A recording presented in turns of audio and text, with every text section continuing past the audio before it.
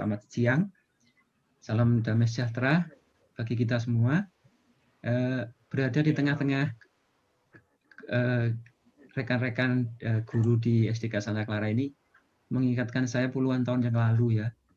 Ya ada groginya juga masa-masa saya anak-anak nakal ketemu suster ya. Hanya suster kepala sekolah saya dulu Ernesta CB ya, bukan saudara Nyati CB ya. Jadi CB ini dari Carolus Borromeus ya. Ya, Tarakanita. Jadi saya 9 tahun di SD dan SMPK Santo Yosef. Ya, dulu kadang-kadang mungkin ada pertandingan persahabatan begitu, saling olok-olokan gitu ya. Kalau kami SD SMP terminal. Kalau kami ngolok-ngolok Santa Clara itu Santa Clara gitu ya. Jadi begitu ya. Jadi itu mengingatkan. Jadi terima kasih kepada suster, Bapak Ibu guru yang telah mendidik keponakan kami, Tata. Sekarang sudah di bangku SMP. Dia hobinya basket dan taekwondo ya. Ibunya dosen di Widya Mandala psikologi. Saya sebagai moderator yang nanti akan memimpin nanti acara ini. Nanti pembicaranya Profesor Dr. Joko Agus Purwanto. Profesor Dr. Joko Agus Purwanto ini lengkapnya Profesor Dr. Joko Agus Purwanto, MS Apoteker. Tapi sebenarnya ada miripnya dengan suster ya. Belakangnya ada MC-nya juga. Tapi bukan misionaris klaris, tapi memuju. Karena bagi seorang cucu, ya dari salah seorang putranya yang menikah, jadi ada 3 putra, istrinya 1, walaupun boleh lebih dia besar di bidang kimia farmasi, menyelesaikan pendidikan S1, S2, S3 di Erlangga, dan sempat memegang beberapa jabatan penting di UNAIR sebagai ketua Lembaga Penelitian dan Pengabdian Masyarakat, Ketua Badan Penjaminan Mutu, dan baru hari Jumat minggu lalu beliau menyerahkan jabatannya sebagai Wakil Direktur Keuangan dan Sumber Daya Rumah Sakit Universitas Erlangga. Jadi pengalaman beliau banyak sekali. Jadi nanti Bapak Ibu bersyukur nanti mendapat ilmu dari beliau dan jangan segan-segan ya. Saya melihat keceriaan guru-guru SD itu beda barangkali dengan kami yang dosen ya, karena anak-anak itu kan dunia ceria. Saya melihat ceria, background-nya juga ceria, ada yang di Bu Yuni itu ya. Jadi keceriaan itu kan penting pada masa pandemi begini ya untuk meningkatkan imun. Ya, untuk Prof. Joko Agus Purwanto ini Bapak Ibu saya kira sudah pernah mengenal nama beliau. Produk beliau sangat terkenal. Beliaulah yang merintis atau beliau yang punya produk Mediti. Ya, bukan promosi ya, memang ini cerita ya. Jadi beliaulah yang kalau pernah merasakan menikmati Mediti, beliaulah penemu dan sekaligus beliaulah pemilik merek tersebut. Jadi kami bersyukur mendapat ilmu dari beliau. Untuk mempersingkat waktu, Prof. Joko Agus Purwanto, sampun nggih. Monggo saya persilakan untuk menyampaikan materi pada siang hari ini, yaitu bahan tambahan makanan dan minuman. Ya, nanti beliau akan jelaskan mengenai latar belakang adanya bahan tambahan dan seluk-beluknya. Monggo, Prof. Joko, dipersilakan. Ya, terima kasih Pak Adi. Teman-teman yang saya hormati, Suster Wiwi sebagai Kepala Sekolah SD Santa Clara, para guru, para komite sekolah, juga teman-teman sesama anggota Pekmas ini dari Fakultas Farmasi, juga ada mahasiswa Fakultas Farmasi.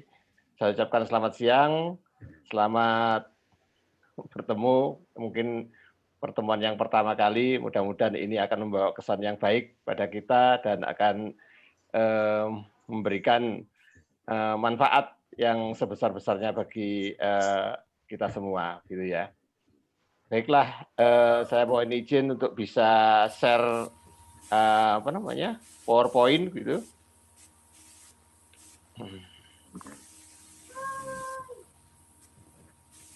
Share. Ya, Bapak Ibu sekalian, hari ini kita membahas tentang bahan tambahan makanan minuman ya. Jadi dewasa ini kan bahan tambahan makanan minuman itu begitu tersebarnya, banyak sekali ya. Dan peraturan Badan POM sendiri sudah mengalami perubahan-perubahan yang signifikan sesuai dengan perkembangan kemajuan teknologi maupun keilmuan ya, Bapak Ibu sekalian. Nah, slide saya yang pertama ini tujuan kita bersama Bapak Ibu sekalian, hidup sehat sampai tua ya. Jadi kalau meskipun tua tapi kalau nggak sehat ya buat apa ini? Ini hidup sehat sampai tua. Jadi tua pun harus sehat begitu ya. Nah, diantaranya ini adalah tentang bahan tambahan makanan minuman yang kita pilih. Ini harus merupakan bahan tambahan makanan minuman yang memang benar-benar sehat dan aman kita gunakan. Tuh, kok begitu, Pak?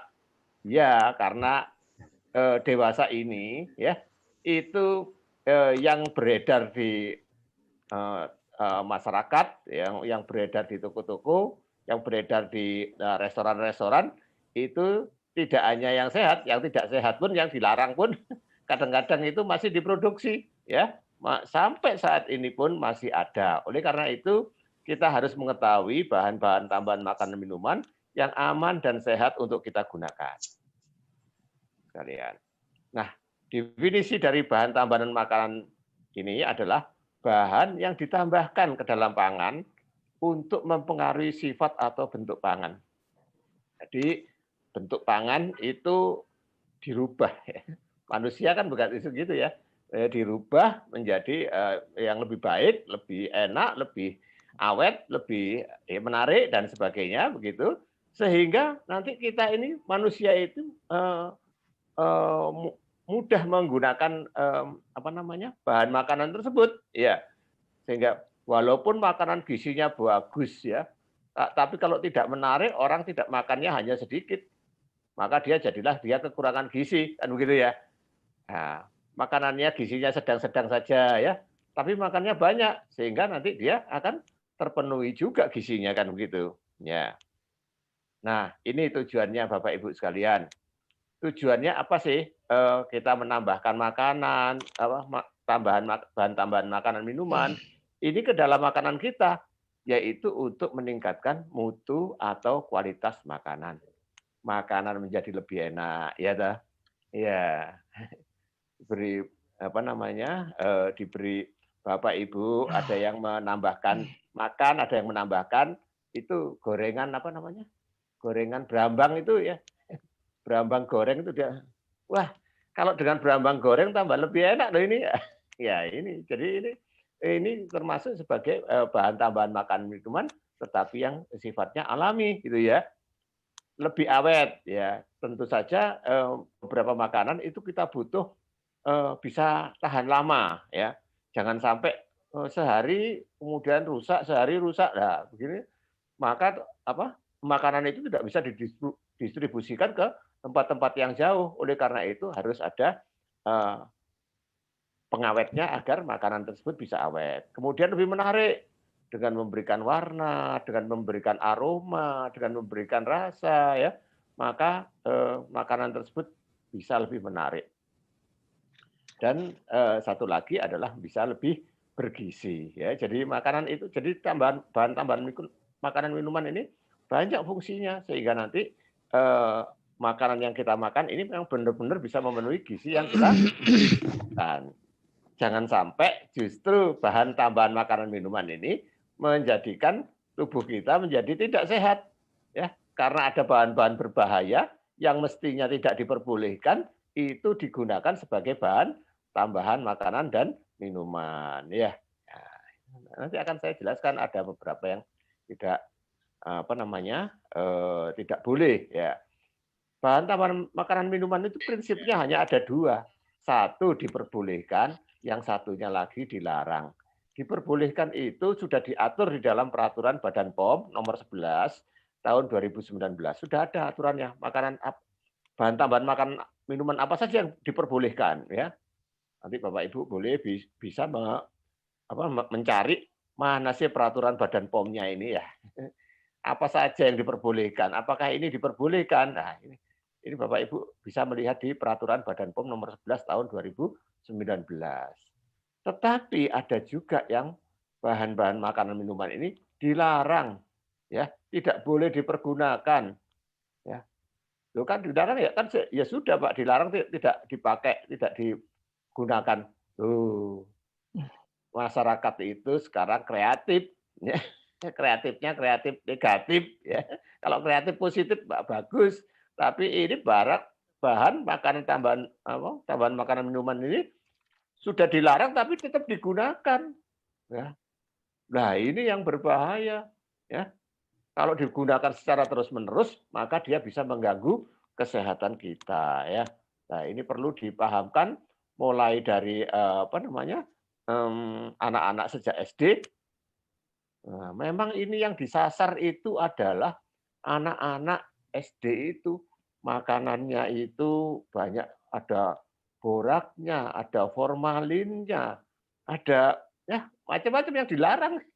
Ya, yang dilarang itu digunakan, diberikan pada anak-anak SD lah. Anak-anak SD kan tidak punya pertimbangan seperti begitu. Nah, ini maka pentingnya juga memberikan edukasi. Selalu kita menganukan kepada anak-anak. Alhamdulillah ini anak-anak itu sudah mulai mengenal, oh nggak boleh ya pakai borak ya. Oh ini mengandung formalin ini ya. Sudah tahu anak-anak ini ya. Apa namanya? Anak-anak zaman sekarang kan kita beri edukasi. Selalu kita beri edukasi agar mereka terhindar dari makanan-makanan yang merusak kesehatan mereka sendiri ya. Nah, ini yang bahaya itu yang apa namanya? Yang dilarang tetapi ada yang masih digunakan. Nah, ini sebetulnya pekerjaannya Badan POM ini untuk merazia ini ya. Tapi Badan POM itu seberapa sih orangnya ya? Berapa sih jumlah orang di Badan POM itu? Ya, mungkin tidak bisa menjangkau banyak tempat ya. Mungkin yang ketahuan saja dilarang, tapi kalau yang tidak ketahuan lah ini tetap berjalan terus ya. Seperti itu. Nah, bahan tambahan makanan dan minuman ini ya, itu digolongkan ada 27 golongan kalau di apa namanya peraturan Badan POM itu. Pertama ada anti buoy ya, anti foaming agent, anti kempal, anti caking agent ya. Kemudian ada yang juga yang antioksidan ya. Antioksidan. Ya, antioksidan ini penting kan untuk tambahan makan. Selain dia itu apa namanya menjaga agar makanan itu tetap apa terjaga kualitasnya, dia juga menjaga tubuh kita kan begitu ya. Nah itu antioksidan, kemudian bahan pengkarbonasi, ya, carbonating agent, garam pengemulsi, gas kemasan, banyak sekali pemanis, ya, termasuk natural sweetener, ya, pemanis alami maupun pemanis buatan atau artificial sweetener, ya. Kemudian pembawa itu apa namanya? Memang diberikan untuk dia itu menambah bentuk yang bagus daripada makanan-makanan kita ya. Kalau makanan kita bentuknya aja sudah nggak bagus ini, mau makan juga ini bisa dimakan apa enggak ya? Nah, itu. Kemudian pembentuk gel ya, pembuih, ada yang digunakan untuk pembuih, pengatur keasaman. Ini diatur di dalam peraturan Badan POM tahun 2019 yang terakhir yang paling akhir ya. Kemudian ada pengembang, pengemulsi, pengental, pengeras ya. Ya, ada penguat rasa. Ya, flavoring enhancer ya. Kemudian peringkat volume, bulking agent, penstabil, stabilizer ya. Kemudian ada pencegah rusaknya warna, kemudian ada perisa, flavoring agent ya. Kemudian ya jadi semuanya itu ada 27 golongan. Nah, Bapak Ibu bisa melihat masing-masing apa yang diperbolehkan di dalam peraturan Badan POM itu ya. Jadi peraturan Badan POM ini dibuat untuk melindungi masyarakat agar masyarakat itu tidak terjebak pada penggunaan bahan-bahan yang dilarang ya. Terjebak pada bahan-bahan yang berbahaya bagi manusia seperti itu. Ya, untuk pemanis ini akan saya bahas tapi beberapa saja, nggak usah semuanya. Kalau semuanya nanti saya dimarahi Pak Hadi karena waktunya saya diberi waktu 30 sampai 40 menit ya. Ya, jadi eh, pemanis ini, pemanis alami, ya ada pemanis alami, kemudian ada pemanis-pemanis buatan atau artificial sweetener. Nah, kalau sekarang ini kita kan sering menggunakan pemanis ini, terutama yang untuk menjaga berat badan, ya, jangan sampai kegemukan, ya. Ya, ibu-ibu itu kalau terlihat kurus begitu, wah senangnya setengah mati. Kalau oh sekarang ketemu sekarang, duh kok sekarang kurus ya? Wah itu sudah seneng sekali ibu-ibu itu kalau diberitahu seperti begitu ya, seneng ya. Termasuk istri saya kalau ya, mesti tanya ke saya, Mas, saya ini kelihatan kurus Mas. Kamu kurus dek, ya kalau sudah saya beritahu kamu kurus gitu, seneng sekali ya. Nah itu padahal kemarin ya tetap aja menurut saya ya tetap enggak ya, tapi ya setiap hari saya beritahu kamu tambah kurus dek, kamu tambah kurus bagus ya, seneng tadi dia ya menyenangkan orang termasuk pahala, mendapat pahala juga ya. Ya, pemanis alami itu ada sorbitol ya. Biasanya pemanis alami ini juga ada kalorinya, mengandung kalori walaupun kecil mengandung kalori. Tapi yang pemanis artificial ya, artificial sweetener ini biasanya tidak mengandung kalori dan beberapa itu perlu mendapatkan perhatian dari kita. Yang dietnya ketat, Pak, saya sudah kalori saya hitung Pak setiap hari ya, saya hitung. Maka saya minumnya itu kalau manis saya menggunakan sakarin terus ya. Ya, ini harus ada perhatian-perhatian yang harus kita perhatikan agar tidak terjebak pada keadaan kondisi yang membuat kita tidak sehat ya. Nah, keterangan label untuk makanan ada pemanis buatan ini ibu-ibu bisa melihat, Bapak Ibu bisa melihat bahwa ada tulisannya bahan tambahan makanan ya. Dituliskan pemanis buatannya itu apa ya? Untuk penderita diabetes. Nah, untuk penderita diabetes biasanya tidak menggunakan bahan pemanis gula ya, harus pemanis buatan ya. Nama pemanisnya disebutkan, jumlah pemanisnya berapa miligram ya.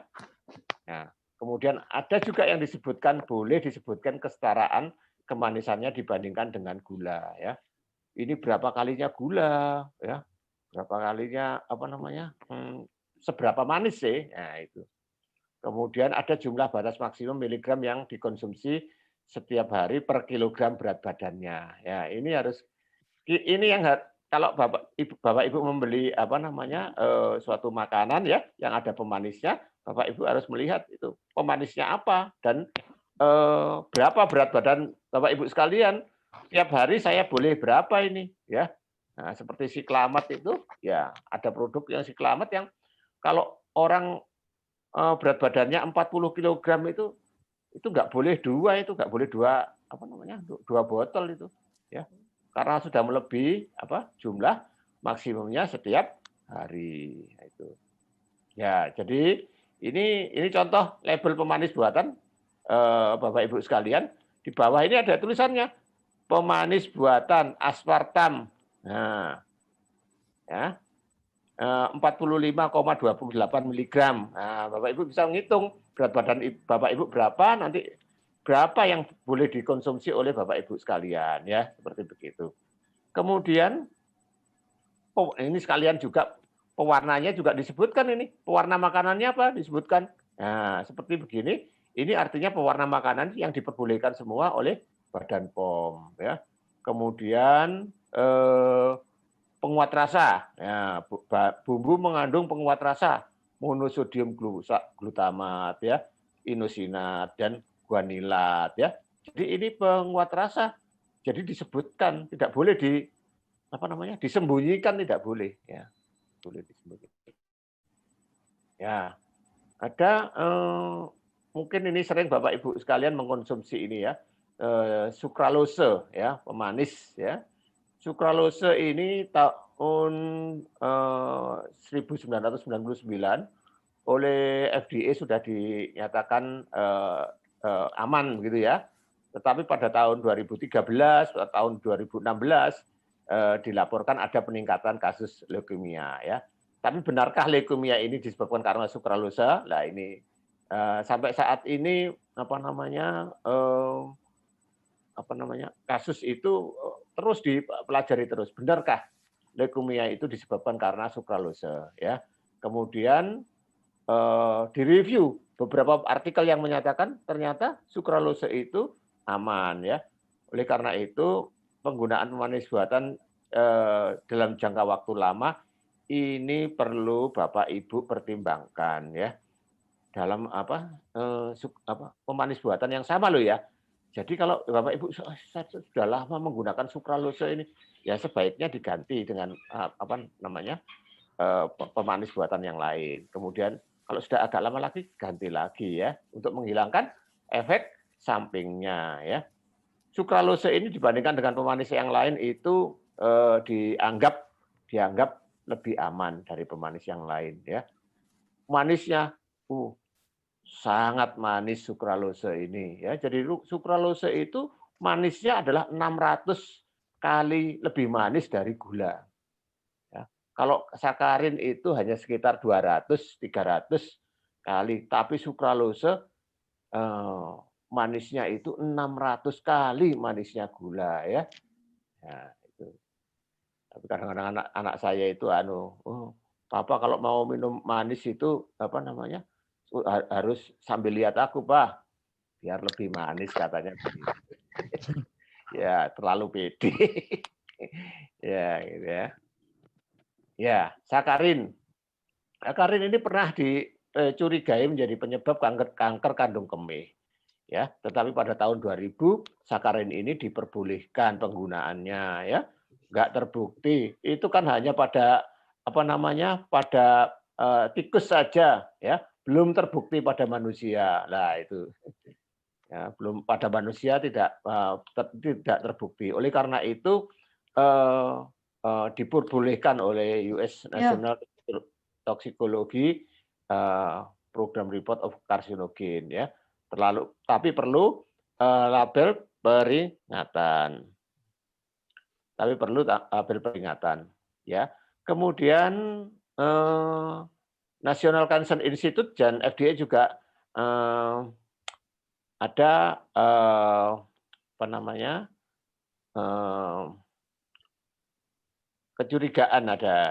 kecurigaan, bahwa sakarin itu juga berperan di dalam kanker kandung kemih ya. Tetapi Bapak Ibu sekalian, kalau Bapak Ibu menggunakan sakarin itu dalam dosis yang aman, ya mudah-mudahan ini tidak akan terjadi kanker kandung kemih. Soalnya kanker pada tikus ini bisa terjadi karena adanya kelainan-kelainan yang lain kan begitu ya. Jadi dosis amannya 5 mg per kilogram berat badan per hari ya. Jadi kalau Bapak Ibu berat badannya 60 kg, maka dosisnya artinya 60 kali 5 ya, 300 mg sakarin per hari yang diperbolehkan. Pak, saya kurang kok. Pak, saya hanya 100 mg per hari kok, Pak. Ya, itu lebih baik ya. Tapi jangan melewati 300 ya.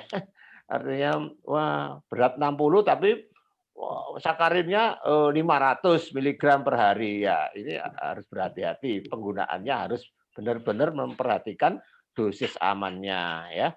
Untuk ibu hamil, anak-anak, bayi boleh enggak menggunakan sakarin ini? Ya, ini perdebatan ya. Ya, ibu-ibu yang baru melahirkan ya, itu waduh kepingin kurus ini bagaimana minumnya pakai sakarin. Kalau saya lebih baik nggak usah manis ya, lebih baik nggak minum manis. Hati-hati kalau alergi ya.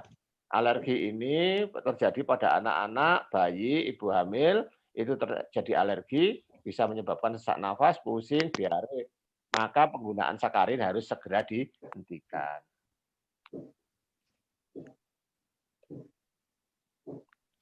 Ya, kemudian siklamat. Siklamat juga pernah ada sejarahnya, siklamat itu dilarang ya. Ya, sama dengan sakarin.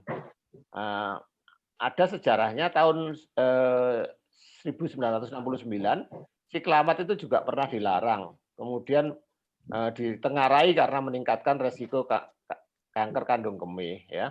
Kemudian tahun 1996 direevaluasi lagi, akhirnya diperbolehkan ya. Nah, ini ada penelitiannya pada tahun 1996 ya. Ada 21 ekor monyet diberi siklamat yang 100 mg dan 500 mg. Yang 500 mg ada 2 ekor monyet yang terkena kanker kandung kemih. Yang 100 mg, dosis 100 mg ada 1 ekor monyet yang terkena kanker kandung kemih. Nah, ini apa? Ya, ini menjadi perhatian kita saja bahwa kita harus berhati-hati dalam penggunaan siklamat. Biasanya kadang-kadang siklamat itu dikombinasi dengan sakarin. Karena sakarin itu aftertaste-nya kurang bagus, kurang enak, ya, ada rasa pahitnya, maka siklamat dan sakarin dikombinasi 10:1 biasanya. Ya, penggunaannya perlu hati-hati. Nah, sekarang yang sering itu ada kita kenal stevia ya. Stevia ini dari tumbuhan ini, pemanis dari tumbuhan. Ya. Dari tumbuhan Stevia rebaudiana ya, dari Amerika Selatan ya. American Cancer Society menyatakan bahwa stevia ini aman ya. Kemudian AD-nya, acceptable daily index-nya itu 4 mg per kilogram berat badan per harinya. Nah, ini Bapak Ibu harus menghitung berapa untuk berat badan Bapak Ibu sekalian, berapa yang diperbolehkan ya. Kalau berat badan Bapak Ibu 50 kg berarti 200 mg per harinya ya. Nah, tetapi glikosida steviol ini malah dia sebagai anti kanker ya, malah bagus ya. Jadi memang kalau yang alami itu beberapa memang memiliki selain dia digunakan sebagai pemanis, dia juga sebagai anti kanker. Ya, ini kan anti inflamasi ya. Jadi biasanya anti inflamasi ya anti kanker ya. Karena inflamasi yang terus-menerus bisa menyebabkan terjadinya kanker. Terus kemudian pengawet Bapak Ibu sekalian ya. Pengawet ini pengawet yang diperbolehkan. Jadi pengawet yang diperbolehkan itu apa saja? Ada asam sorbat, ada asam benzoat, ada etil parahidroksibenzoat ya. Dan sebagainya di sini ya. Ya, termasuk ada di sini adalah nitrit ya, nitrat ya. Nitrat ya, kemudian asam propionat ya. Ini yang diperbolehkan Bapak Ibu sekalian ya. Ya, ini ada keterangan label untuk makanan berpengawet harus mencantumkan pengawetnya apa. Misalnya sodium benzoat ya. Harus ada penjelasan ya. Misalnya natrium nitrat itu banyak digunakan untuk daging olahan. Daging olahan itu pengawetnya biasanya natrium nitrat ya. Natrium nitrit daging awetan ya, kornet kaleng, kornet beef ya. Nah, itu natrium nitrit. Nanti ada penjelasannya itu kenapa kok menggunakan natrium nitrit kok nggak menggunakan asam benzoat saja ya, nanti ada. Nanti saya jelaskan. Kemudian ada asam benzoat untuk minuman ringan, kecap ya dan sebagainya ini. Asam propionat untuk roti, kalium benzoat untuk kecap dan saus dan sebagainya. Ya. Jadi Bapak Ibu sekalian, penggunaan nitrit dan nitrat ini Bapak Ibu juga harus waspada. Boleh diperbolehkan penggunaan nitrit maupun nitrat ini, tetapi nitrit maupun nitrat ini akan membentuk namanya ion nitronium, dan ion nitronium ini bisa menyebabkan terjadinya kerusakan DNA, dan kerusakan DNA itu bisa menyebabkan terjadinya kanker ya Bapak Ibu sekalian. Nitrit dan nitrat. Kenapa sih Pak kok pakai pengawet nitrit atau nitrat? Gini loh. Nitrit itu atau nitrat itu kalau dengan mioglobin ya.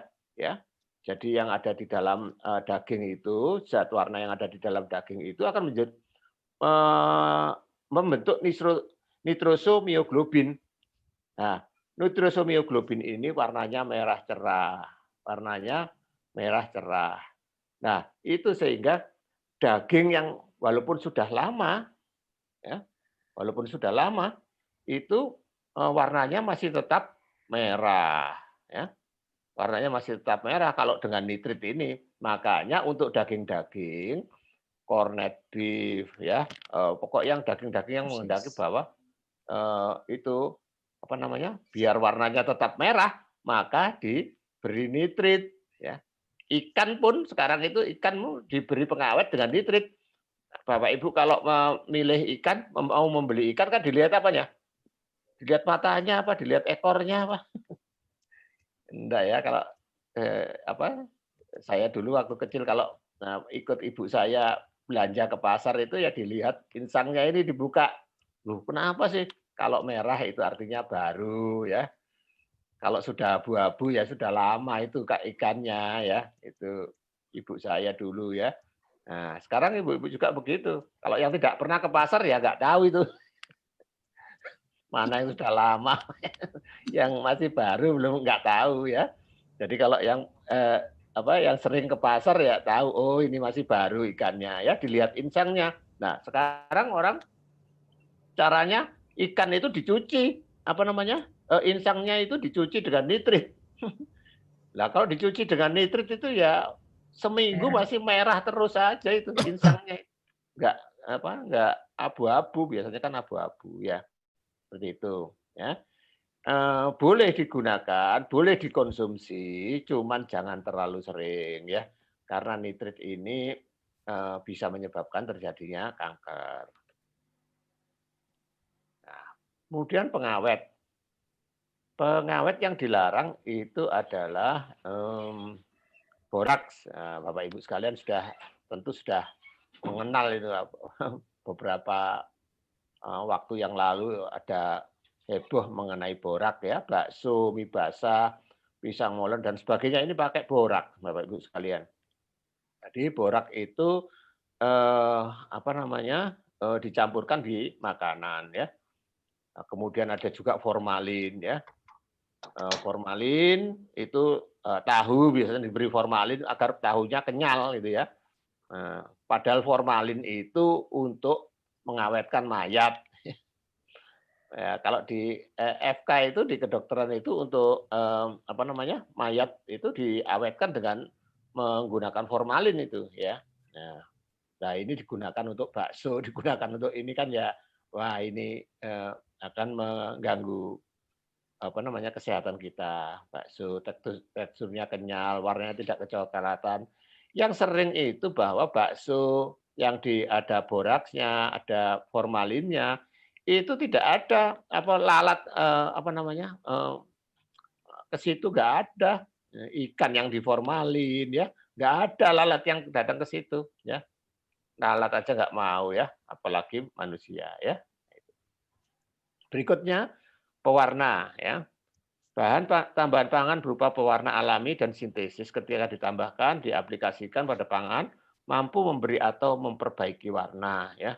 Kadang-kadang dengan warna ini orang mau makan, kalau warnanya aja nggak menakutkan, ya lebih baik nggak makan ini ya, seperti itu ya. Maka butuh pewarna. Pewarna alami ada kurkumin. Kurkumin itu dari kunir itu Bapak Ibu sekalian ya, kurkumin dari kunir, kemudian riboflavin itu pewarna, termasuk dimasukkan dalam pewarna alam ya, ada pewarna alam. Ini yang diperbolehkan ya. Ini pewarna alami, pewarna ini lanjutnya banyak, ini ada sampai dengan 17 warna alami yang diperbolehkan ya penggunaannya. Kemudian ini pewarna sintesis ya. Sintesis ini ya ada beberapa pewarna sintesis ya. Nah, ada tartrasin ini diperbolehkan, kuning quinolin ya. Nah, tapi ada juga punco 4R. Kalau punco 4R ini diperbolehkan, tapi kalau punco 3R tidak diperbolehkan, dilarang ya, karena bersifat karsinogenik. Ya. biru, hijau, coklat dan sebagainya ya. Ini warna sintesis yang diperbolehkan. Jadi kalau Bapak Ibu melihat di situ pewarnanya pakai apa, dicocokkan dengan ini. Oh, cocok berarti diperbolehkan ya. Kalau nggak cocok, oh ini apa ini nggak ada di sini, nggak diperbolehkan itu ya. Di luar ini tidak diperbolehkan. Nah, ini pewarna yang sudah dilarang, tetapi penggunaannya saat ini masih sangat banyak ini Bapak Ibu sekalian. Nah, ini yang sangat kita prihatinkan adalah bahwa penggunaan rodamin B ini masih banyak di masyarakat, mulai kerupuk, kemudian terasi, kemudian saus, kemudian masih menggunakan rodamin B. Kenapa, Pak? Orang kok menggunakan rodamin B pewarna yang dilarang? Satu, warnanya rodamin B itu bagus. Warnanya itu seperti ini, kerupuk ini ya. Warnanya merahnya seperti kerupuk ini, berpendar. Ya, warnanya merah muda, pink. Ya, berpendar seperti begini ini warnanya. Maka warnanya bagus. Oleh karena itu, lipstik pun ada yang menggunakan rodamin B. Ya, saya pernah menggunakan saya pernah membuat lipstik, Bapak Ibu sekalian, tapi saya tidak menggunakan rodamin B, saya menggunakan Ponco 4R. Ya, saya menggunakan Ponco 4R untuk membuat lipstik. Ya, lipstiknya ya nggak menarik, Bu. Ini apa ya? Ada orang yang beli lipstik saya ini. Karena warna merahnya itu nggak menarik memang. Kalau dengan rodamin B memang warnanya menarik. Nah ini. Loh, wong itu hanya ini kan aja Pak, di bibir ini. Ya, tapi kan tertelan juga ya. Apakah lipstik itu tidak tertelan ya Bu ya? Nah, ini saya juga nggak tahu ini, lipstik itu tertelan apa tidak ya. Kalau makan ya ketertelan itu lipstiknya. Ya. Ya, ini rodamin B ini menyebabkan gangguan fungsi hati dan kanker. Ya. Kerupuk-kerupuk itu dipajang di pinggir jalan itu kadang-kadang merah, saya sudah tahu. Oh, dari melihat warna merahnya saja, saya sudah bisa memastikan bahwa itu rodamin B ya. Tapi wong namanya masyarakat begitu ya, diberitahu ya nggak bisa ya. Diberitahu, Pak, ini Bapak kalau menggunakan warna merah ini berbahaya untuk hati dan bisa menyebabkan kanker loh, Pak. Pertama dia, oh iya Pak, ya sudah Pak, bagus. Akhirnya setelah 1 minggu lagi saya lihat, loh kok masih jualan lagi yang warnanya merah. Bapak kalau membuat kerupuk itu yang putih aja Pak, jangan yang merah. Loh tapi Pak yang laku itu yang merah ini loh. Lah ini repotnya, waduh ini. Kalau saya buat yang putih itu nggak laku Pak. Yang merah ini loh yang laku. Lah ya saya masa bisa menggantikan uang untuk dia itu bagaimana? Ya, akhirnya ya terus berlangsung. Ini bagaimana ini mengatur orang ini ya seperti itu. Kemudian metanil yellow. Metanil yellow itu seperti ini kuningnya, Bapak Ibu sekalian. Kuningnya memang cerah. Ya, ini juga warnanya bagus. Ya. Daripada menggunakan metanil yellow sebetulnya kan bisa juga pakai kunir itu ya. Sama-sama kuningnya, tapi kunir itu satu, kunir itu bermanfaat ya kan?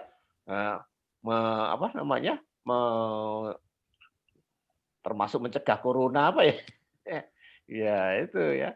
Jadi daripada menggunakan metanil yellow ya, lebih baik kan pakai kunir ya. Bisa menyebabkan iritasi, gangguan hati, kandung kemih dan bisa menyebabkan kanker.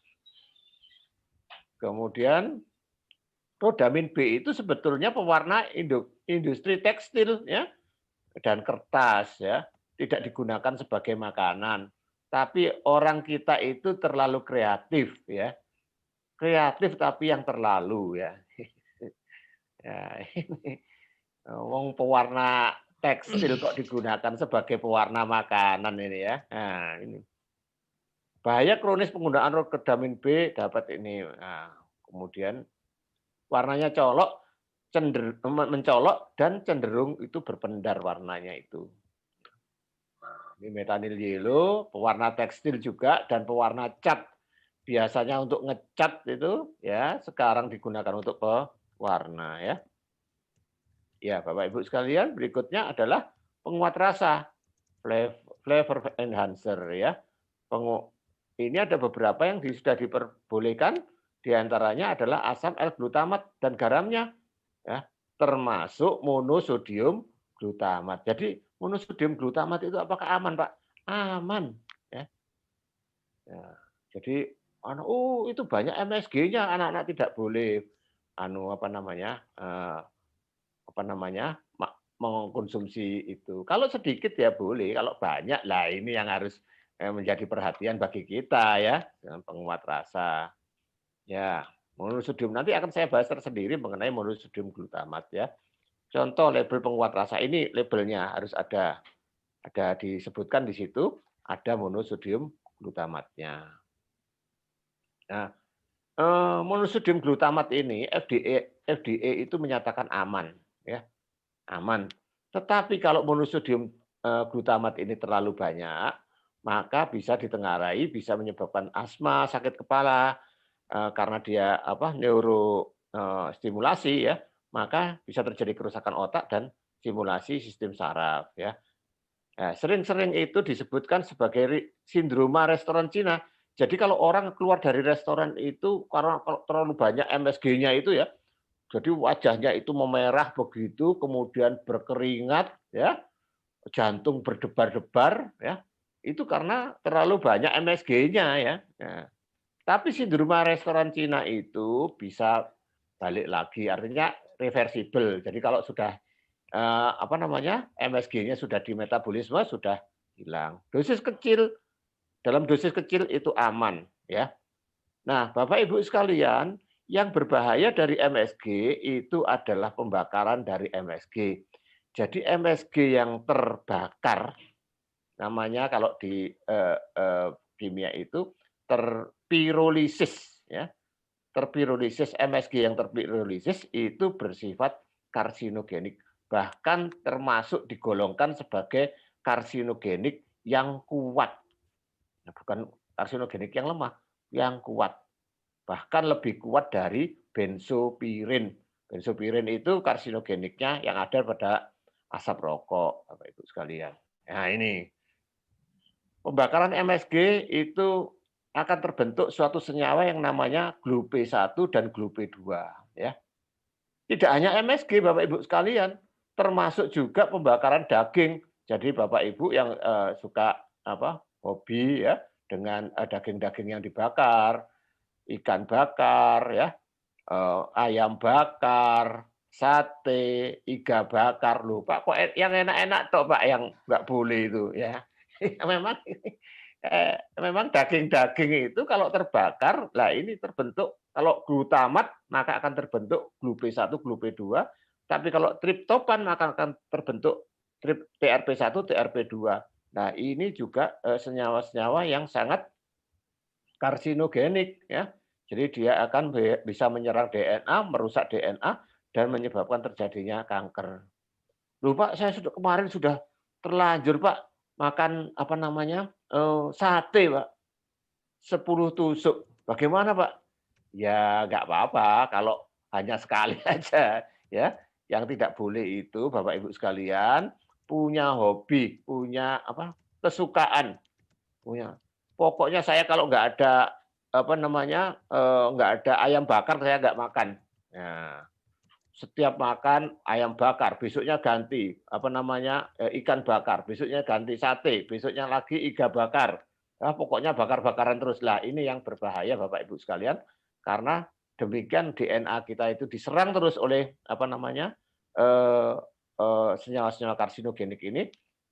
Memang di dalam tubuh kita ini ada sistem perbaikan DNA, tapi pada saat sistem perbaikan DNA itu tidak mampu memperbaiki, maka akan terjadilah perkembangan dari kanker. Ya, ini. Ya, itu Bapak Ibu sekalian, karena waktunya juga terbatas, Bapak Ibu sekalian, itu yang bisa saya sampaikan pada siang hari ini. Mudah-mudahan apa yang saya sampaikan ini bermanfaat bagi kita dan bisa menjaga kesehatan kita bersama, ya. Semoga nanti semakin banyak orang yang ini, saya yakin Bapak Ibu guru nanti akan bisa menularkan pengetahuan ini tidak hanya pada murid-muridnya, tetapi pada juga tetangganya, saudaranya, ya, tularkan terus. Ini berbahaya, ini boleh, ini aman, ini kan gitu ya. Sehingga nanti mudah-mudahan semuanya bisa paham dengan ini dan semua orang Indonesia dalam keadaan sehat. Itu ya. Baiklah Bapak Ibu sekalian, itu yang bisa saya sampaikan. Kalau ada pertanyaan, dan saya serahkan kembali kepada Bapak Moderator. Silakan Pak Adi. Ya. Oke. Terima kasih Prof. Joko. Ya, pengetahuan yang mencerahkan bagi Bapak Ibu guru.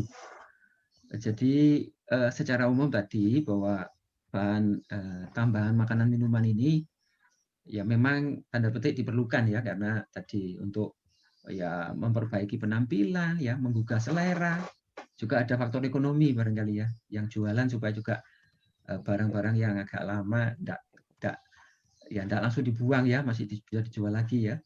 Jadi tadi ada dua hal, Bapak Ibu tadi perhatikan pada slide Prof. Joko tadi, ada bahan tambahan yang sama sekali tidak boleh digunakan, ya, tapi ada yang boleh digunakan dengan catatan ada takaran, ya, tidak semaunya ya.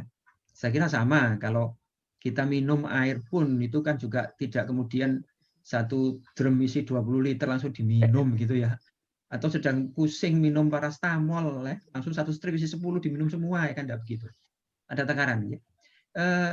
Baik Prof. Joko, ini tadi untuk menghemat waktu sudah kami berikan kesempatan untuk bertanya melalui chat. Yang pertama dari Ibu Alvena Krisnawati. Pertanyaannya bagaimana penggunaan boraks garam bleng itu pada pembuatan kerupuk? Berbahayakah kalau mengkonsumsi kerupuk yang dijual bebas? Mungkin langsung dijawab Prof. Joko ya, satu-satu ya. Ya, monggo Prof. Jadi borak itu sebetulnya kalau dalam jumlah kecil itu efeknya akan terjadi apa yang disebut sebagai methahemoglobin, Ibu Alvena. Jadi methahemoglobin itu kalau nggak banyak, sedikit ya nanti akan digantikan oleh darah yang lain, kan begitu ya. Tapi kalau banyak kan ini berbahaya. Jadi oleh karena itu, karena efeknya yang seperti itu, maka Badan POM melarang penggunaan borak, ya seperti itu. Ya, jadi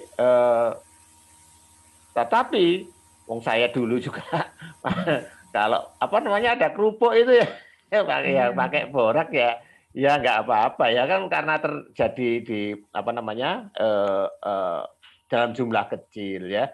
Nah, dalam jumlah besar ini akan berbahaya bagi kita gitu. Jadi sesuaikan jumlahnya.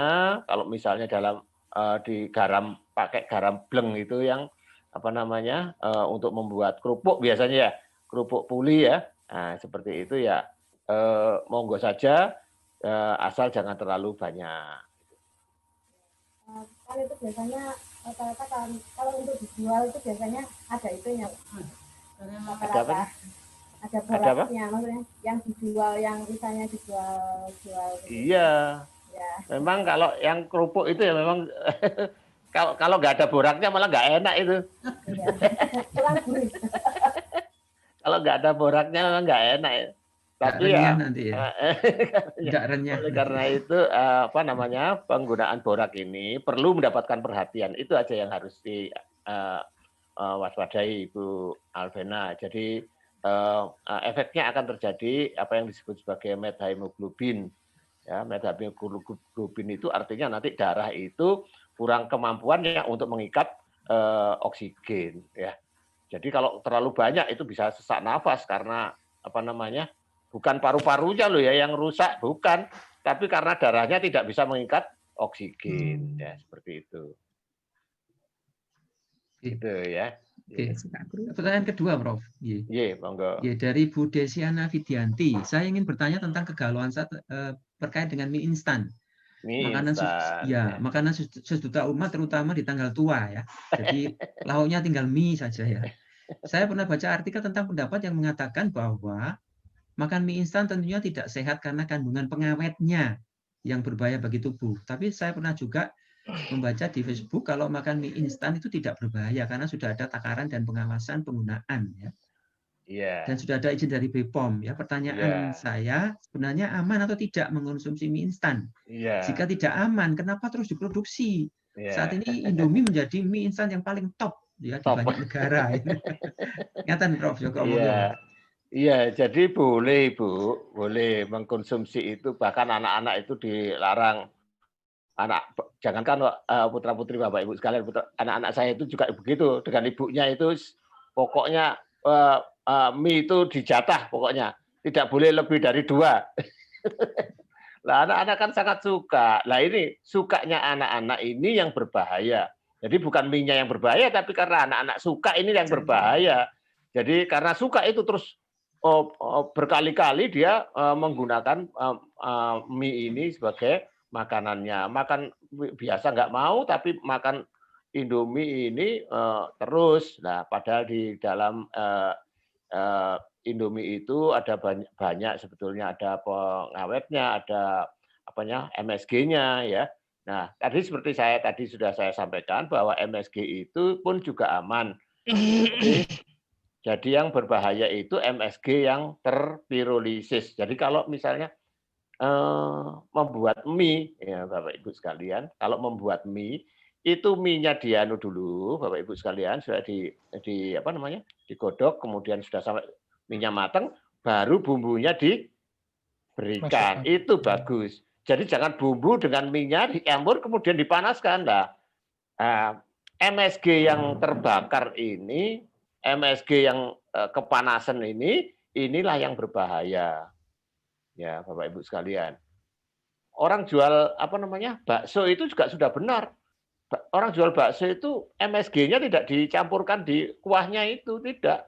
Ya, tapi bakso dan kuahnya itu kemudian ditambahkan MSG-nya, ya. Itu sudah benar ya. Jadi sudah penjual bakso pun sudah pernah mengikuti pelatihan ini, jadi sehingga sudah benar apa yang dilakukan. Nah ini ya begitu Ibu. Ini Prof Joko, ini soal pengawet yang ditanyakan. Jadi ada benzoat kan misal, itu kan ada yang memasaknya mie itu dipanasi berkali-kali, airnya kuahnya dibuang. Ya, tidak tahu mungkin dengan harapan untuk menghilangkan benzoatnya ini ya. Karena sehari mungkin lebih dari 3 kali itu makan mie. Terus putih, Prof. Iya, nggak apa-apa kalau misalnya pengawet yang ada di dalam mie, ya itu juga sudah dihitung dan diperbolehkan oleh Badan POM. Kalau tidak diperbolehkan pasti sudah diperingatkan oleh Badan POM itu, ya. Kalau asam benzoatnya melebihi dari ketentuan yang sudah ditentukan oleh dalam peraturan Badan POM.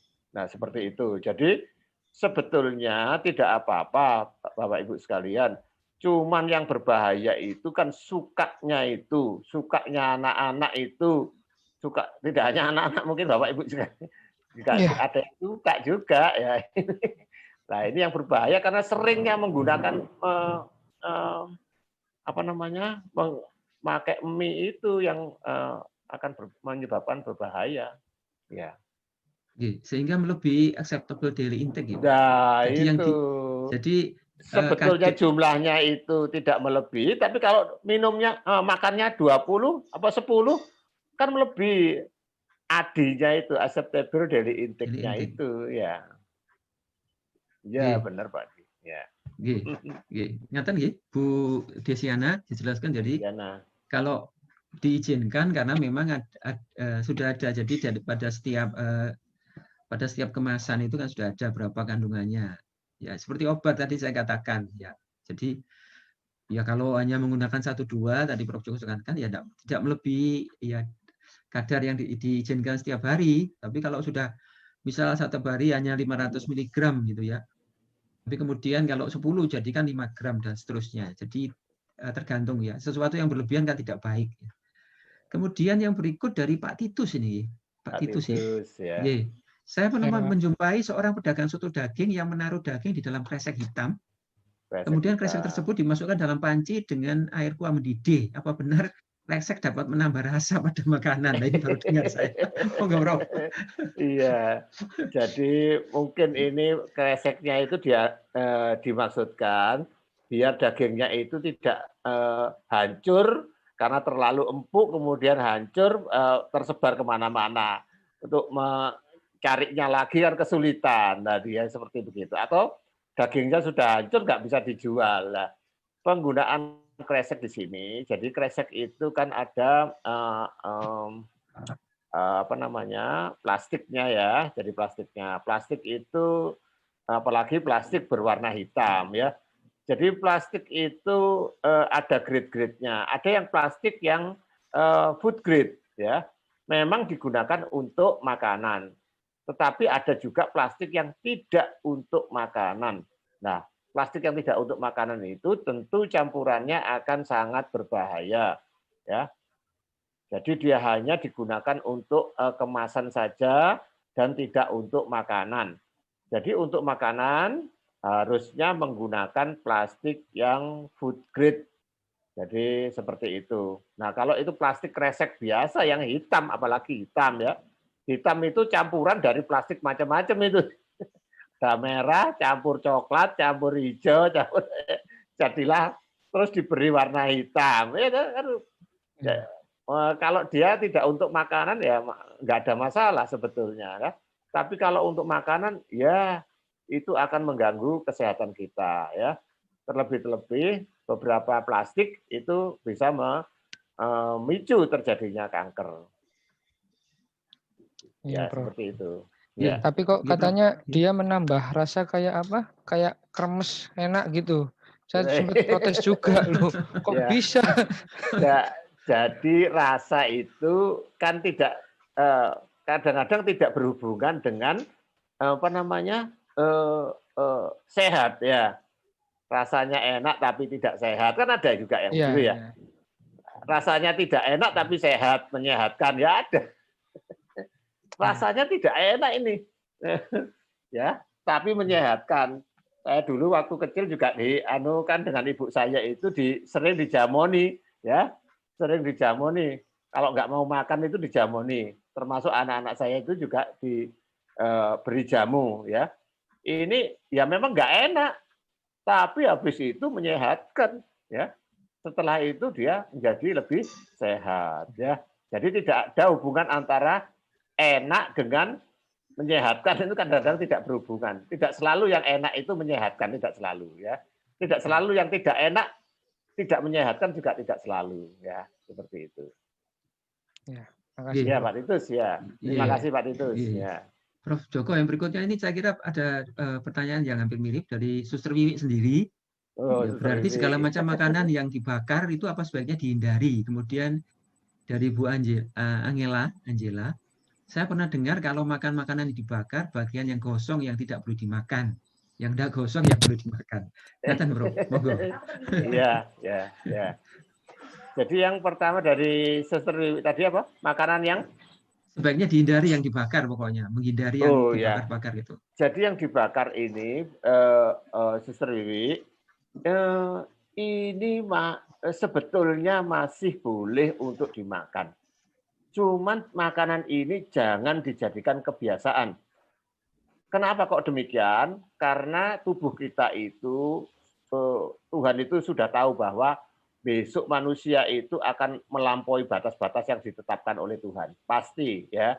Nah, oleh karena itu Tuhan sudah menciptakan yang namanya sistem perbaikan DNA. DNA repair system.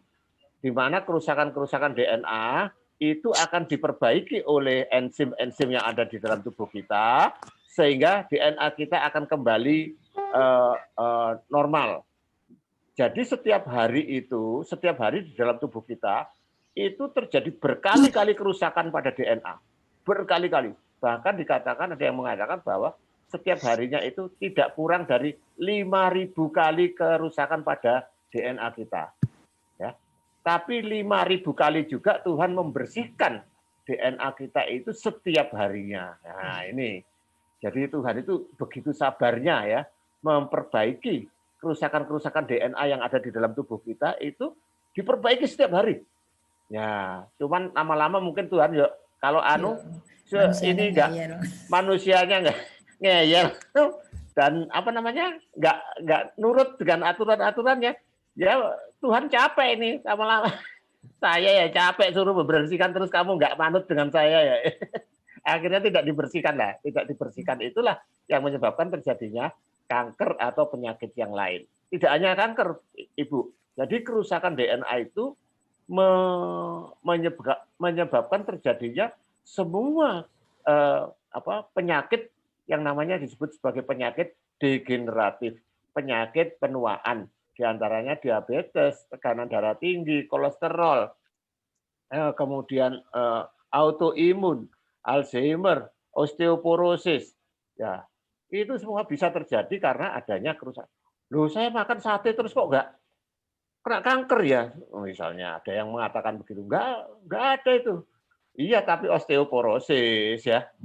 Iya, apa namanya nggak kena kanker, tapi diabetes lah. Nah, inilah yang yang disebabkan karena terjadinya kerusakan pada DNA. Ya, begitu Ibu, Bu Wiwi. Terus kemudian satu lagi Bu siapa tadi? Bu Anggela, itu berkaitan tadi Pak. Jadi kalau yang gosong dibuang, yang nggak gosong dimakan. Ya agak lebih mending Ibu kalau yang gosong dibuang. Ya, tetapi yang namanya senyawa kimia itu kan tidak bisa kita lihat dengan mata, ya, dengan mata kita sendiri, ya. Kadang-kadang dia terbentuk, kemudian dia menjadi uap, ikut uap masuk ke dalam. Nah, ini yang kita tidak tahu kan gitu ya. Ya, tapi lebih mending lah daripada yang gosong ikut kan begitu ya. Lebih mending daripada. Nah, kalau mau jadi begini, kalau sudah satu kali kita makan ikan bakar atau iga bakar misalnya ya, mungkin 1 minggu lagi jangan makan bakar-bakaran lah ya, nunggu ya. Mungkin terjadi kerusakan pada sel kita, tapi sel kita itu kan ada lifetime-nya, ada usianya dari sel kita. Biarkan sel kita itu tergantikan. Kalau dia rusak, dia mati sendiri, digantikan dengan sel baru, ya kita boleh makan lagi gitu ya, rusak lagi ya, nanti mati lagi ya, itu terus ya. Jadi itu lebih bisa menghindari terjadinya kanker gitu. Ya, ini saya kaitkan langsung dengan herbal, Prof ya. Ada pertanyaan dari Bu Maria Aryani. Saya pernah dengar kalau manfaat bawang merah bisa menetralisir makanan yang dibakar dalam tubuh. Oleh sebab itu, mengapa tiap kali beli sate selalu ada bawang merahnya? Apa benar begitu, Prof? Ya. Jadi Ibu siapa tadi? Bu Maria Aryani. Maria Aryani, ya Ibu Maria Aryani. Ya bagus sekali pertanyaannya. Ini pertanyaan yang bagus ini Pak Adi. Ya, ini calon dapat doorpress nanti. Calon juara ini, calon juara. Pertanyaannya bagus. Ya, kenapa kok kita itu setelah makan bahan-bahan yang karsinogenik, bahan-bahan yang berbahaya, itu selalu kita menggunakan antioksidan. Jadi berambang, kemudian ada yang jeruk, kemudian ada buah-buahan ya. Atau kalau saya itu yang teh itu sifat antioksidannya sangat-sangat tinggi. Dia 100 kalinya vitamin C atau 25 kalinya vitamin E. Nah, antioksidan ini penting Pak Adi karena begitu karsinogenik itu kan merupakan suatu senyawa dengan gugus elektrofil ya. Wah, ini bagiannya Pak Adi nih. Ya. Jadi senyawa yang bisa merusak DNA itu adalah senyawa-senyawa yang bermuatan positif, kekurangan elektron, dan DNA itu menyediakan banyak elektron di situ. Jadi dia suka sekali menyerang DNA. Nah, kalau itu di kita itu di dalam tubuh kita itu terdapat antioksidan, Pak Adi, Bu Maria ya? Maria Aryani. Bu Maria. Jadi kalau di dalam tubuh kita itu ada antioksidan, maka serangan itu tidak akan menyerang ke DNA, tetapi menyerang ke antioksidan itu. Sehingga yang rusak adalah antioksidannya. Sedangkan tubuh kita sendiri terselamatkan. Nah ini loh. Ya. Tuh, apakah antioksidan itu selalu dari luar, Pak? Tidak selalu. Antioksidan itu ada dari dalam tubuh kita sendiri, juga dari luar tubuh kita. Kalau yang dari dalam tubuh kita namanya antioksidan endogen. Yang dari luar namanya antioksidan eksogen. Nah, antioksidan di dalam tubuh kita itu bisa berkurang, Bapak Ibu sekalian. Tuh, kok bisa berkurang gimana, Pak? Itu iya, karena kita mengalami tekanan, misalnya stres, sedih, marah, ya. Maka antioksidan yang ada di dalam tubuh kita semakin lama semakin berkurang, ya. Karena di dalam tubuh kita sendiri mengeluarkan apa yang disebut sebagai radikal bebas. Tubuh kita mengeluarkan radikal bebas, mengurangi antioksidan yang ada di dalam tubuh kita sendiri. Itu Bapak Ibu sekalian. Sehingga sebaiknya kita ya hati ini jangan mudah marah, ya. Harus legowo, sabar, ya. Ya, seperti begitu. Kalau itu bisa kita lakukan, kita menjaga sebetulnya, kita menjaga antioksidan yang ada di dalam tubuh kita tetap tinggi. Kalau misalnya kepingin lebih tinggi lagi, maka kita masukkan antioksidan dari luar atau antioksidan eksogen. Ya, seperti itu, Ibu Maria. Prof. Joko ini masih dari Bu Maria Aryani, barangkali beliau ingin lagi menimba pengalaman dari Prof. Joko tadi kalau ke pasar. Ya. Bagaimana cara mengetahui ikan itu masih segar jika insangnya sudah diberi nitrit? Apa bisa melalui badan ikan? Ya. Jadi kalau insangnya nggak bisa. Nggak bisa. Karena walaupun 1 minggu ikan itu masih merah insangnya. Cuman ikan yang diberi nitrit tadi itu tidak akan dihinggapi oleh lalat. Jadi kalau ikannya bagus ya, nggak dihinggapi oleh lalat itu. Loh, itu yang jelek itu, ya, bukan yang bagus. Yang bagus itu yang banyak lalatnya itu yang bagus. Yang banyak lalat datang ke situ itu malah bagus. Kalau lalat tidak satu pun lalat datang ke situ, itu ikan yang jelek itu, ya. Artinya sudah ada nitritnya, ya. Ya, begitu Pak Adi. Ya. Pak Joko ini masih kaitan dengan antioksidan ya biar nyambung ya. Dari Bu Priscilia. Tadi disebutkan bahwa teh, ya ini spesialisasinya Pak Joko teh ini. Tadi disebutkan bahwa teh merupakan antioksidan. Apakah itu mencakup semua jenis teh atau hanya teh jenis tertentu saja, Bro? Iya, teh itu banyak macamnya. Ada teh hijau, ada teh hitam, ada teh putih, ada oolong tea, ada pureh tea, ya. Jadi masing-masing macam teh itu punya aktivitas antioksidan semua. Semuanya punya aktivitas antioksidan. Tetapi yang paling tinggi sifat antioksidannya itu adalah teh hijau. Kenapa kok teh hijau Pak yang sifat antioksidannya yang tinggi? Karena teh hijau ini tidak mengalami fermentasi. Jadi kalau teh hitam, Bapak Ibu yang suka minum teh hitam, teh anu itu, ya itu teh itu sudah mengalami fermentasi. Kalau mengalami fermentasi, maka yang kandungan utamanya yang namanya epigallocatechin galat itu akan menurun jumlahnya dan antioksidannya juga menurun. Nah, kalau teh hijau tidak mengalami fermentasi, maka antioksidannya masih bagus, ya. Nah, terutama kalau kita mau mengambil antara daun kedua sampai dengan daun keempat, itu kadar epigallocatechin galatnya tertinggi, paling tinggi. Daun kedua sampai dengan daun keempat. Itu Pak Adi. Oke, Prof. Ini kemudian ya ini dari Bu Paula Andriana. Ya, semua makanan minuman kemasan apakah selalu ada pengawetnya? Ya, apakah semua makanan minuman kemasan selalu ada pengawetnya dan expired date-nya? Ya. Bagaimana dengan air mineral kemasan? Ya. Ya, ada dua tadi yang. Ya. Jadi makanan minuman itu kalau menjadi rusak itu karena ada bakterinya. Nah, pertanyaannya, nah kalau tidak ada bakterinya, Pak, ya nggak rusak, kan begitu ya. Ya, tidak semua makanan minuman itu harus pakai pengawet. kadang tidak pakai pengawet itu bisa juga bertahan lama.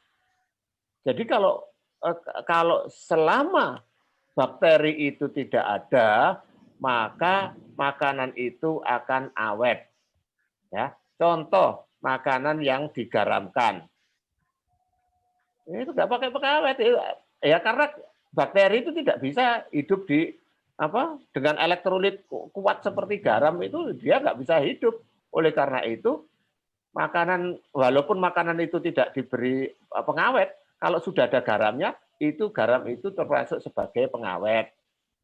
Atau makanan itu dimasukkan dalam kaleng, di mana pada waktu dia berada di dalam kaleng itu dipanaskan dengan panas yang tinggi, sehingga semua semua bakteri, semua jamur itu mati semua. Kalau dia tertutup, maka tidak ada bakteri yang bisa masuk, keluar masuk di dalam kemasan itu, maka ini juga akan awet walaupun tanpa pengawet. Ya. Nah, kalau air kemasan, nah kalau di situ memang tidak ada bakterinya, kemudian tidak ada juga makanan bakterinya nggak ada, makanannya juga tidak ada. Nah ini, kalau tidak ada makanannya, tentu bakteri tidak akan mau hidup di situ, tidak akan mau karena dia tidak ada makanannya. Ya, yang bakteri tumbuh subur itu kalau ada makanannya. Nah itu, Bu Paula. Ya. Pak, terus kemudian untuk expired date, kadang-kadang kan ada tanggal expirednya, ya. Iya, ada tanggal tertentu seperti itu masih, kalau misalkan ini telat 1 hari atau apa itu, apakah masih aman atau harus benar-benar tanggal itu harus benar-benar kita harus membuang makanannya begitu? Ya, jadi expired itu ini para apoteker ini sudah menghitung sebetulnya kalau pada tanggal itu ya masih dalam tahap aman. Kan misalnya tanggal 26. Nah, pertanyaannya begini, Pak, kalau seandainya tanggal 25 sore, Pak, bagaimana? Masih aman. Lah kalau tanggal 25 tapi jam 12 malam bagaimana, Pak? Nah, ini sudah dihitung oleh para apoteker, itu sudah dihitung. Paling tidak ada yang menghitung 1 bulan, ada yang menghitung 1 tahun, ada yang menghitung, ini masih aman. Jadi kalau orang menggunakan di daerah itu masih aman. Saya sendiri menggunakan waktu itu 1 tahun. Ya, karena ya nggak ada masalah sih.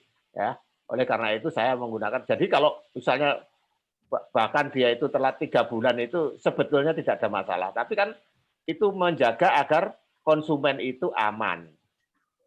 Nah, begitu. Menjaga agar konsumen itu dalam keadaan aman. Seperti itu.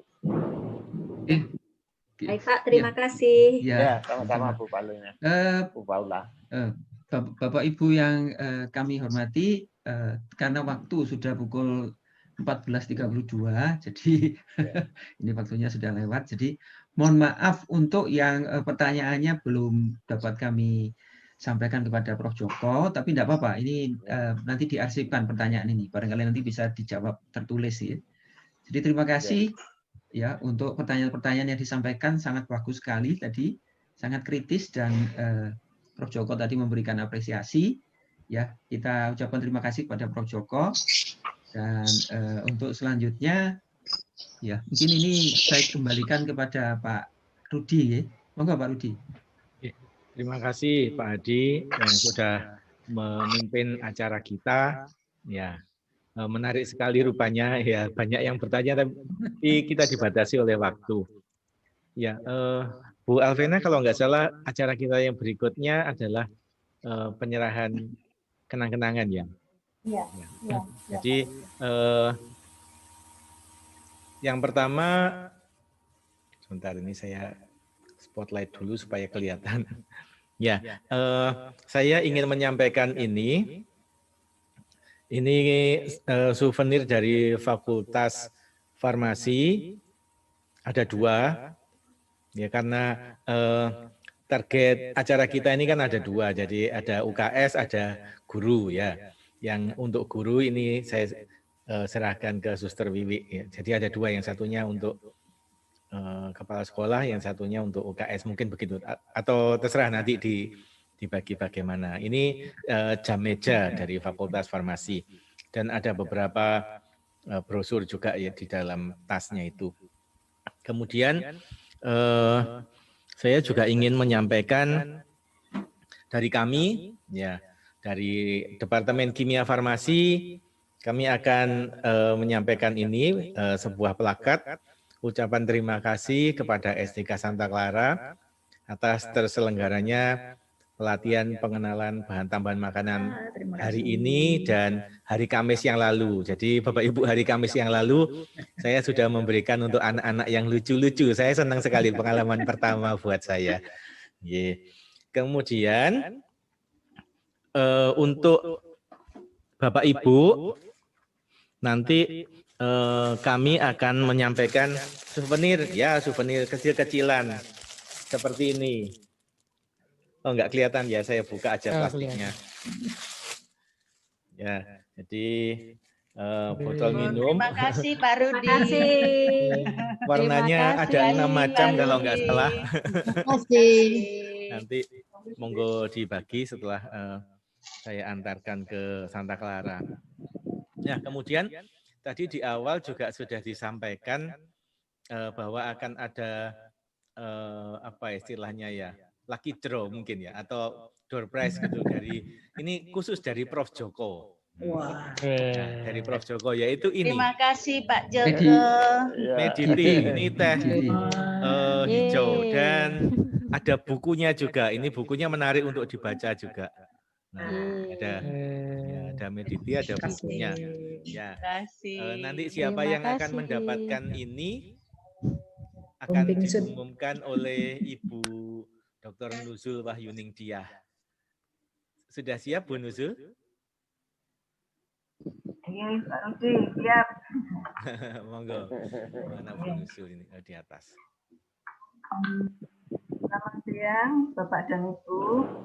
Selamat siang. Sebetulnya sulit sekali memilih 4 penanya terbaik karena pertanyaannya baik semua dan sangat inspiratif ya. Jadi kadang-kadang tidak terbayangkan itu ditanyakan. Jadi sebetulnya semuanya baik ya. Hanya ini yang tadi katanya Pak Rudi lucky draw gitu. Yang pertama pertanyaan diberikan kepada Suster Wiwi. Enggak, Bu. Terima kasih. Kemudian pertanyaan kedua, yang pertama kali memberikan pertanyaan yaitu Ibu Alteana Krisnawati. Terima kasih. Berikutnya pertanyaan dari Ibu Desiana Widianti tentang ini yang banyak dikonsumsi, bisa dijawab oleh Prof. Joko. Dan yang keempat, pertanyaan dari Ibu Maria Aryani. Ya. Terima kasih. Memang sulit untuk mengetahui perbedaannya. Itu Pak Rudi yang saya sampaikan. Terima kasih partisipasinya, nggih.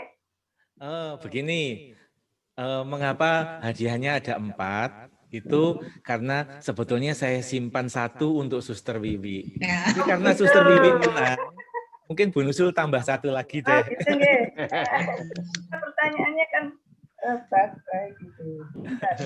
Berikan 1 lagi, tersinggung saya. Mohon maaf. Atau kami